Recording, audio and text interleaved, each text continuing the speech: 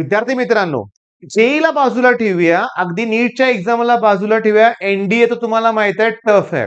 पण सीईटी सारख्या परीक्षेमध्ये फक्त 100 पैकी ठराविकच मुलं सक्सेस मिळवतात. ओन्ली 1% सक्सेस रेशो आहे. फक्त 1% सक्सेस रेशो आहे. मी तुम्हाला सांगतो का? असं का होतंय? सीईटीत यश का मिळत नाहीत? कारणं काय याची? शोधायचं या लेक्चरमध्ये. डिस्कशन करूया आपण. सगळ्यात इम्पोर्टंट सीईटीत यश पाहिजे तर तुम्हाला संगत चांगल्या मुलांची पाहिजे. चांगल्या मुली तुमच्याबरोबर पाहिजेत. आता चांगल्या मुली हे मुलींसाठी बोलतोय बरं का मी, लक्षात घ्या बाळांनो. म्हणजे मुलींना सुद्धा चांगल्या मुलींची संगत हवी आहे. ग्रुपमध्ये एखाद्या मुलीचं पाऊल वाकडं पडत असेल तर सगळ्या मुली चुकतात. मी अनुभवातून सांगतो, मी बघितलंय डोळ्याने. अक्षरशः करिअर डिस्टर्ब झालेत मुलींचे म्हणूया आपण. ओके, फार वेगळ्या गोष्टी लक्षात घ्या. बरं, तर मुद्दा काय? संगत चांगल्या मुलांची पाहिजे, मित्र आपले सगळे चांगले पाहिजेत, अभ्यासू पाहिजेत, डिस्कशन अभ्यासाचं व्हायला पाहिजे, सतत अभ्यास केला पाहिजे आपण. बरोबर आहे. सतत अभ्यास केला पाहिजे. अभ्यास, आपली सुट्टी, एन्जॉयमेंट हे बॅलन्स केलं पाहिजे. ओके. बर, आता संगतीबद्दल बोललो मी. दुसरी गोष्ट, चला हॉस्टेलचं उदाहरण घेऊया. सर, आम्ही आमच्या मुलाला हॉस्टेलला ठेवलं होतं. तिथं मोबाईल सुद्धा अलाउड नव्हता. भयंकर शिस्त असायची. मग का नाही यश मिळालं? बोर्डच्या एक्झामला मिळालं की हो सर, पण सीईटीला नाही मिळालं. शॉकिंगली सांगू का, की बोर्ड असे किती रिझल्ट मी तुम्हाला दाखवू शकतो, की बोर्डच्या एक्झामला खूप चांगले मार्क आहेत, पण सीईटीत नाही मिळाले. कारणं शोधलो तर शॉकिंग कारणं मिळतील, पण ते जाऊ दे. हॉस्टेलला ठेवून सुद्धा यश मिळालं नाही. चला, आता माझ्याकडे सुद्धा 10 ते 15 मुलं आहेत हॉस्टेलला. ऑब्झर्व्ह करतोय मी. काय ऑब्झर्व्ह करतोय? शुक्रवार, शनिवार आता व्हिडिओ बनवायच्या अगोदर 2 मुलं आली होती. "सर, गावाला जातो ना." तो सगळं पुन्हा कव्हर. विचारलं, "ठीक आहे रे, पाठवतो. पण खरं करायचंय काय तुला? 3 दिवस तुला सुट्टी हवी आहे. पुण्याचा विद्यार्थी आहे, भाट आडनाव आहे." आत्ताच भेटून गेला. मी तुम्हाला सांगतो, काय म्हणतोय, "सर, 3 दिवस सुट्टी द्या." विचारलं सुद्धा, की 3 दिवस सुट्टी कशासाठी हवी आहे? कशासाठी? काय करायचं? नाही, तिथे जाऊन मी अभ्यासच करणार आहे. बघा, घरची आठवण येते. सगळं मला मान्य आहे. सगळं मला मान्य आहे बघा.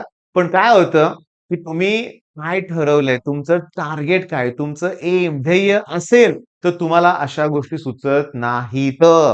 मी तुम्हाला क्लिअरली सांगतो. म्हणजे हॉस्टेलला राहून पण यश का मिळत नाहीये?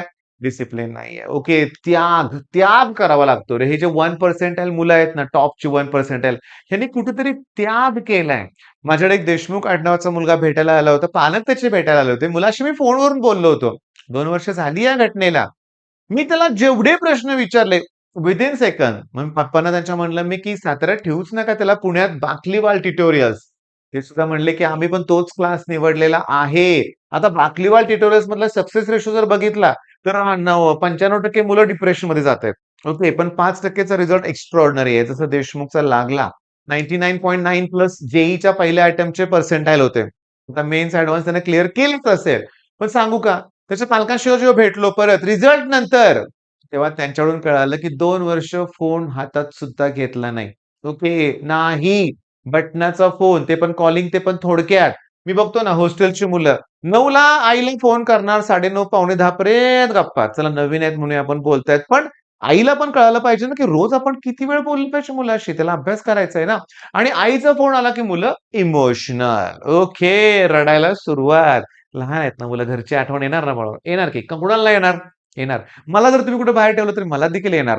जिथं मी आहे तिथं माझं काम काय आहे हे मला माहीत असेल. त्याचं माझं डेडिकेशन मी जर दिलं, तर आपण स्वतःला कामात गुंतवलं, तर आपण इमोशनली असं म्हणून काय म्हणतो ना आपण, तसं ते होत इमोशनली आपण म्हणतो ना एकदम भावनिक होतो, तसं होत नाही. आपण आपल्याला कामात गुंतवलं पाहिजे. चला, म्हणजे हॉस्टेल राहून पण यश मिळत नाही कारण डिसिप्लिन नाहीये. संगत चुकली, प्रॉब्लेमच प्रॉब्लेम क्रिएट होत आहेत. आता सगळ्यात मेन पॉइंट यश न मिळण्यामागचं आणि यश मिळण्यामागचं सुद्धा हे आहे. यश मिळालंय, YouTubeवरचे सर मी फ्री लेक्चर्स तुमचे बघितले, वाय-वाय सीरीज बघितले, बोर्डच्या वेळेस तुमचे मॅथ्सचे सगळे लेक्चर्स मी बघितले. जे फ्री कंटेंटमध्ये अवेलेबल आहे आणि त्याच्यामुळे मला रिझल्ट चांगला मिळाला. अरे किती उदाहरण आहेत असे 99.88 पर्यंत पर्सेंटाइल मिळालेत. 99 ची भरपूर मुलं आहेत, की ज्यांनी YouTubeवरून अभ्यास केलाय. माझे काही जुने गेल्या वर्षीचे सबस्क्रायबर आहेत, की जे अजून लाईव्ह सेशनमध्ये अटेंड करतात, लक्षात घ्या. मग मी तुम्हाला सांगतो, मोबाईल खजिना आहे YouTubeवर, फ्री कंटेंट आहे. सांगतो स्टडी चक्र, आर-जी सर, स्वयं फिजिक्स, फिजिक्स ज्ञान मुकेश नायक, फिजिक्स सारखा टफ सब्जेक्टसाठी किती एक्स्ट्रा ऑर्डिनरी कंटेंट अवेलेबल आहे. केमिस्ट्रीसाठी आता आपण लाईव्ह सेशन सुरू केलेत. 500-500 मुलं येतायत बरं का. मला आश्चर्य वाटलं बरं का. 500 प्लस आपण क्रॉस केलेला आहे लक्षात घ्या. ओके. जनरली एव्हरेजली 100-150च असायचे लक्षात घ्या. पण गेल्या लाईव्हला भरपूर मुलं होती. म्हणजे थोडक्यात रिस्पॉन्स यायला लागलाय. पण मोबाईल तुम्ही बघताय, Instagramची नोटिफिकेशन येते, तुम्ही तिकडे शिफ्ट होताय. फिनिश. संपलं लक्षात घ्या. काही उपयोग नाहीये मग. आता मुद्दा असा आहे, की या गोष्टी बाजूला ठेवूया. मी अभ्यास करतोय, पण मला रिझल्ट मिळत नाहीये. पहिला प्रॉब्लेम की तुम्ही टेस्ट देत नाही. बघा मी तर थोडीच मुलं यशस्वी का होतात याची उदाहरणं देतोय. जे सक्सेसफुल आहेत ना, ते टेस्ट देतात आणि त्यांच्या टेस्ट एनालिसिसच्या नोटबुक वेगळ्या असतात. होय. हां, 30 प्रश्न होते, 22 बरोबर आले, 8 चुकले.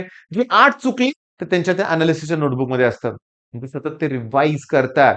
म्हणजे टेस्ट आणि त्याच्याबरोबर पाहिजे प्रॉपर रिव्हिजन. त्याशिवाय 100 पर्सेंटाईल, 99 पर्सेंटाईलचं टार्गेट अचीव्ह होणार नाहीये. आणि क्लिअरली सांगू का, का पाहिजे टॉपचे कॉलेजेस? बाकीचे कॉलेज का चांगले नाही आहेत का? आहेत ना. पण हे जे टॉपचे कॉलेजेस ना, व्ही-आय-टी मध्ये एक अंदाजे सांगा किती कंपन्या येत असतील? किती कंपन्या येत असतील सांगा बघू अंदाजे? व्ही-आय-टी मध्ये म्हणजे प्लेसमेंटसाठी किती कंपन्या येत असतील? मला तुमच्याकडून उत्तर हवंय. कॉमेंटमध्ये सांगा लक्षात घ्या. मी तुम्हाला सांगतो अगदी 300-400 सुद्धा येत असतील. होय. होय. कमेन्स मुलींचं कॉलेज, टॉप रिक्रुटमेंटला कंपन्या येतात. मोठे-मोठे पॅकेज 200-200 कंपनीत असतील. म्हणजे ऑलमोस्ट सगळ्यांची प्लेसमेंट होणार. मग हे हवंय म्हणून तर आपल्याला टॉपचं कॉलेज हवंय आणि हे हवंय म्हणून संगत चांगली पाहिजे. हॉस्टेलला राहताय, डिसिप्लिनमध्ये राहा. मी तुम्हाला सांगू का? मला हॉस्टेलचा 2 वर्षाचा अनुभव आहे. 10-15 मुलं असतात. आता गेल्या वर्षीचा अनुभव सांगतो. पालकांचे फोन आले, "सर नवीन मुलं आहेत, जरा दुपारी झोपू दे त्यांना थोडंसं." नाही ना.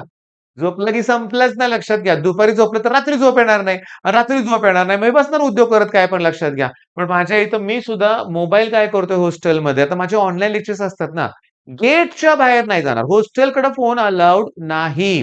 पालकांना बोलण्यासाठी पण मी आता 5 मिनिटाचाच वेळ देतोय. पास करायचा ना अभ्यास करायचा. म्हणजे कठोर वागतोय त्यांच्याशी. चिडत असतील मुलं माझ्यावर, असा आतून राग येत असेल माझ्याविषयी. पण येऊ देत. रिझल्टसाठी मला हे करावं लागणार आहे. आता लास्ट इयरचं हॉस्टेलमधल्या ज्या मुलांशी मी स्ट्रिक्टली राहिलो, सगळ्यांचा रिझल्ट चांगला आहे. लोएस्ट 94 पर्सेंटाइल आहेत. 95, 96 असे पर्सेंटाइल आलेत. तो एक हां, मग तुम्हाला वाटेल 96 ला कुठे मिळते? 94चं काय? अरे 10वी ला 70 प्लस मार्क असणाऱ्या मुलाला 70% 12 आणि बोर्डच्या एक्झाममध्ये 78 पडून मॅथ्समध्ये 90 प्लस आणि सीईटीला जर 94 येत असतील, तर काय बेस्ट रिझल्ट आहे? होय, बेस्ट माझा तो बेस्ट रिझल्ट आहे. इव्हन मी तुम्हाला सांगू का? पहिल्या अटेम्प्टला 50 पर्सेंटाइल असणारा ओमराज कोल्हापूर स्टुडंट आहे. तो माझ्याकडे आला. आता 86 आहेत. मी खुश आहे. मी त्या रिझल्टवर खुश आहे. मला अजून वेळ मिळाला असता 86चं तर 96 पण झालं असतं लक्षात घ्या. मी त्याला तणावातून तर बाहेर काढलं ना. नुसतं बाहेर नाही, मी त्याचा इंजिनिअरिंगचा पण अभ्यास करायला लावलाय त्याला. एक्स्ट्राऑर्डिनरी तो करतोय सुद्धा आता. म्हणजे संगत, हॉस्टेल, मोबाईल आणि अजून एक सांगू का तुम्हाला मी? डिप्रेशन, ओव्हर थिंकिंग नाही होणार माझं. ह्या सगळ्या गोष्टींमुळे तुम्ही मागे पडताय. आणि अजून एक सध्या प्रॉब्लेम काय चाललाय 11th स्टँडर्ड. आता माझ्याकडे एक स्टुडंट आला. तो 8, 9, 10 स्टँडर्डला त्याला त्याच्या पालकांनी पुण्यामध्ये ठेवलं होतं. External foundation batch. Okay.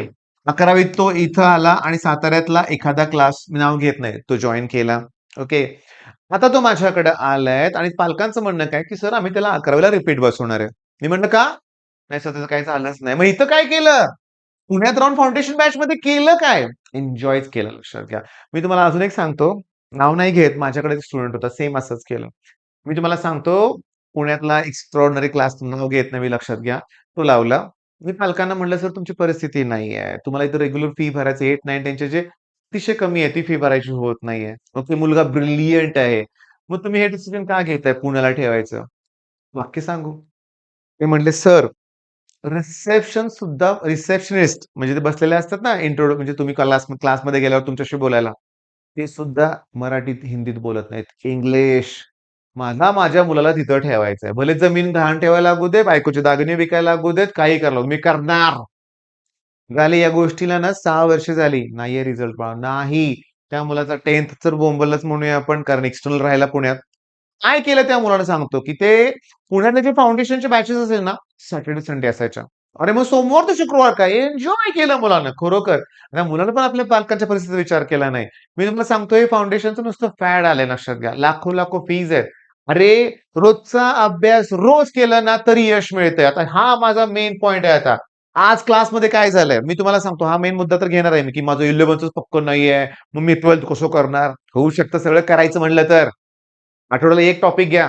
Live join करा ना तुम्ही. केमिस्ट्रीच घ्यायला लागलोय ना मी. 11चे एक टॉपिक आठवड्याला कंप्लीट करूया. एक टॉपिक कंप्लीट केलं तरी होऊ शकतं, लक्षात घ्या. आता मी तुम्हाला सांगतो, त्या मुलाच्या बाबतीत तर नुसतं नुकसानच झालं. 8-9-10 फाउंडेशन नाही, काही नाही. 11-12ला काही रिझल्ट नाही. जेईई साठी केलं होतं. जेईई तर राहू दे. बोर्ड नाही. सीईटी पण नाही. साध्या सिंपल कॉलेजमध्ये आता पुढं काय माहित नाही काय झालं. पण मुलगा तर ब्रिलियंट होता. मग हे तुमचा ब्रिलियंटपणा वाया घालवू नका. तुम्ही आजपासून सुरुवात करा. मी तुमचा विषयच काय, की फक्त 1% मुलांना सक्सेस मिळतोय का? मग तुम्हाला त्या 1% क्लबमध्ये यायचं, लक्षात घ्या. त्यासाठी रोजचा अभ्यास रोज, टेस्ट द्यायच्या आहेत, लक्षात घ्या. एनालिसिस करायचंय, रिव्हिजन करायची आणि अभ्यासाला प्रॉपर वेळ द्यायचा आहे, लक्षात घ्या. आता मी तुम्हाला सांगतो, व्यवस्थित लक्ष द्या. स्टडी प्लॅन चेंज व्हायला पाहिजे. कुठेतरी डेडिकेशन तुमच्याकडे आलं पाहिजे, की डिसिप्लिन हवी आहे. सर होऊ शकतं मी करणार. पण स्ट्रॅटेजी काय तुम्हाला मी क्लिअरली सांगतो, की पहिल्यांदा तुम्हाला बोर्डचीच तयारी केली पाहिजे. कशाची तयारी केली पाहिजे? बोर्डची प्रिपरेशन केली पाहिजे. बोर्डची तयारी करत असताना फिजिक्स मधले न्यूमेरिकल्स ॲट एनी कॉस्ट पुस्तकातले केले पाहिजेत. त्याच्या अगोदर सीईटीकडे शिफ्ट होऊच नका. सीईटीला एमसीक्यू सोडवायच्या अगोदर तुम्ही फिजिक्सचे पुस्तकातले न्यूमेरिकल्स केले पाहिजेत, हे लक्षात घ्या. ओके. केमिस्ट्रीला अभ्यास करत असताना सगळ्यात सोपं ऑर्गॅनिक आहे, हे डोक्यात ठेवायचं. ओके. मी काय ऑब्झर्व्ह करतोय, आता 2 दिवसापूर्वीचं उदाहरण सांगतो तुम्हाला मी. एक स्टुडंट आलाय माझ्याकडे, नवीन आहे. हा माझा अनुभव खूप जुना आहे. काय होतं, एखादा नवीन स्टुडंट अभ्यासाला सुरुवात करतो, येतो माझ्याकडं. इथलं वातावरण बघूनच घाबरून जातो. सगळेच अभ्यास करतायत सकाळपासून संध्याकाळपर्यंत. हॉस्टेलमधली मुलं सुद्धा अभ्यास करतायत. मग काय वाटतं, अरे यांचं सगळ्यांचं झालंय. मीच मागं पडलोय. मी उशीर केलाय. आता माझं होणं शक्य वाटत नाही. मग हे ओव्हर थिंकिंग, तणाव, तणाव. मग तब्येत बिघडते, बऱ्याचशा गोष्टी होतात आणि मुलगा इथून जातो. म्हणजे मी तुम्हाला सांगतो, सगळेच जात नाहीत माझ्या इथून बरं का, की पण तो रेशो नाही म्हटलं तर 10 मुलांपैकी 2-3 गायब होतात. म्हणजे उरलेले असतात ना, जे उरलेले ते यश मिळवतातच. मी माझ्या कितीतरी वर्षाच्या अनुभवातून सांगतोय, टॉपर्स हे शेवटपर्यंत क्लास अटेंड करतात. होय. आणि जे अभ्यासाचा कंटाळा करतात ना, ते काही नाही. आता सीईटीची एक्झाम कधी असते? उन्हाळ्यात ना. तर जे नमुने असतात ना, यांचं कारण काय? नाही, क्लासमध्ये खूप गरम होतं, मी घरी अभ्यास करणार. घरी कूलर वगैरे आहे ना. नाही, क्लासमध्ये अभ्यास करावा लागतो ना. नाही सर, क्लासमध्ये गर्दी खूप असते. मी स्टडी हॉल जॉइन केलाय. मला सेपरेट टेबल आहे, खुर्ची आहे. अरे स्टडी हॉलमध्ये काय फ्री वायफाय. आता स्टडी हॉलचा जो ओनर असतो तुमच्या ₹1200 चार्जेस आहेत साताऱ्यात. एसी स्टडी हॉल म्हणे, एसी. Okay, AC 1200. अरे मी तुम्हाला गंमत सांगू का? विचार करा, 1200 गुणिले 1200 करा. मग वर्षभर स्टडी हॉलला जाणारी मुलं आहेत. वर्षभर स्टडी हॉलला जाणारी मुलं आहेत, लक्षात घ्या. मी तुम्हाला सांगू का? जर जस्ट आपण बघितलं ना, तर माझ्याच ॲपवर तुम्हाला नेणार आहे मी. ओके, कोर्सेस दाखवणार आहे तुम्हाला मी, लक्षात घ्या. वेगवेगळे कोर्सेस. 1200चे कोर्सेस आहेत. फिजिक्स कितीला? 1200. केमिस्ट्री किती? 1200. अरे महिन्याची जी स्टडी हॉलची फी आहे ना, तेवढाच फिजिक्सचा अख्खा कोर्स येतो 11-12 माझा. माझाच नाही. YouTubeवर बेस्ट कंटेंट देणारे पण अजून भरपूर पेड कोर्सेस आहेत. घरी होत नाही अभ्यास, स्टडी हॉलला जायचंय, एसीमध्ये जायचंय होय? अरे नाही, तिथं फ्री वायफाय एन्जॉय करायचंय आणि ते स्टडी हॉलवाले तुम्हाला विचारत नाहीत किती अभ्यास केला जाताना. नाही, हा टाईमपास होतोय. संगत तुम्हाला मी तुम्हाला सांगतो, इव्हन मी बऱ्याच वेळा पालकांना सांगतो, की कम्फर्ट झोनमध्ये नको आहेत मुलं. येऊ देत, बसू देत क्लासमध्ये. आमच्या इथं फ्रीच आहे ना, आम्ही काही चार्जेस घेतोय का? नाही ना. पण तिथं नाही ना, आमच्या इथं अभ्यासच करावा लागेल ना. स्टडी हॉलला होत नाही. आता मी कठोरपणे बोलतोय, काही ना राग येईल माझा, जाऊ दे म्हणूया आपण. पण तुम्हाला यश मिळवायचं, तुम्हाला या 1% क्लबमध्ये यायचंय, तर तुम्ही क्लिअरली सांगतो, रोज जोशी सरांचे लाईव्ह सेशन्स आहेत, अटेंड करा. स्ट्रेंथ आता 60-70 पर्यंत पोहोचलेली आहे. ओके, फिजिक्स टफ आहे ना, मुलं टाळतात मुलं.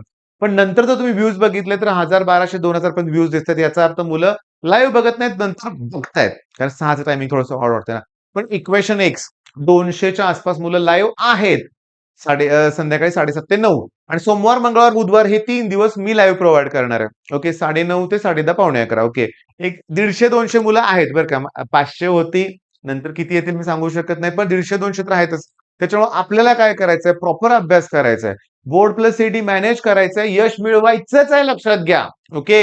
मग तुम्ही माझा एक व्हिडिओ बघू शकता. अभ्यासाला सुरुवात कशी करू असं मी व्हिडिओ अपलोड केलाय. डिटेल त्यात माहिती सांगितली, ते बघा. लॉ कॅल्क्युलेशन, बेसिक गोष्टी, कॉन्फिडन्सली अभ्यास करायचा आहे आणि यश मिळवायचं आहे आपल्याला. All the best.